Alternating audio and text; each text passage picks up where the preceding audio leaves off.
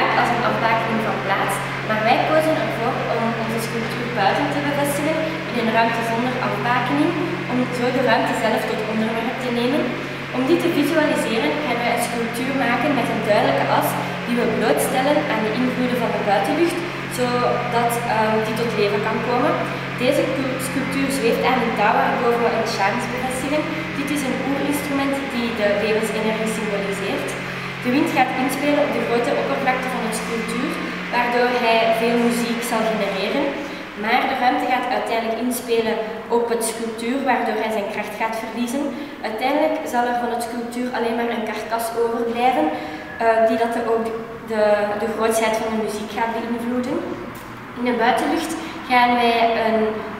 gaan wij het geluid versterken, zodat de ruimte heel dynamisch en onvatbaar wordt bij het horen van de muziek.